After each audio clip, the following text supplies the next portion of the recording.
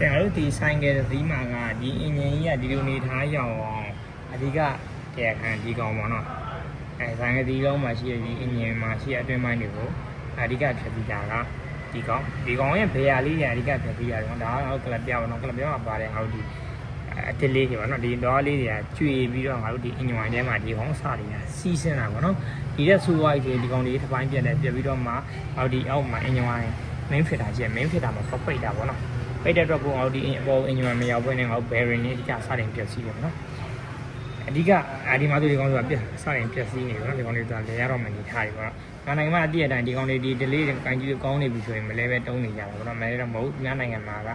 ဒီအောင်တက်မှတ်ထားတဲ့2ရှိတယ်ပေါ့နော်2တဲ့ဘဲချိန်ဘဲကီလိုရရင်ဒီကလပြားကိုဖြုတ်စစ်ပေးရမယ်သူတက်မှတ်ဖြုတ်စစ်တဲ့ခါကျရင်လည်းတက်မှတ်ထားတဲ့2ပေါ့နော်ရှယ်ပေါ့နော်အဲ့ဒါကရှိမရှိစစ်မဲ့မရှိဘူးဆိုရင်အစ်စ်လဲမယ်ပေါ့နော်အဲ့ဒီဘက်ကိုနိုင်ငံသားမှာရှိတဲ့ဘိန်းတွေကရရှိခံတာပေါ့ဒီမြန်မာနိုင်ငံမှာဘိန်းတွေကခဏခဏလေးရတဲ့အကြောင်းရင်းကသူစားပြီးပုံမှန်မလုပ်လို့ပေါ့နော်ဒီကောင်တွေကအကြောင်းကအရေးကြီးတယ်စစ်ဒီပူစားဝင်တဲ့ခါကျဒီကောင်တွေမပြည့်မနေစစ်ကံမယ်ပေါ့နော်အဲ့ဒါလုံးဝအရေးကြီးမှာပါတော့ပြုတ်ပြန်နော်ခေရ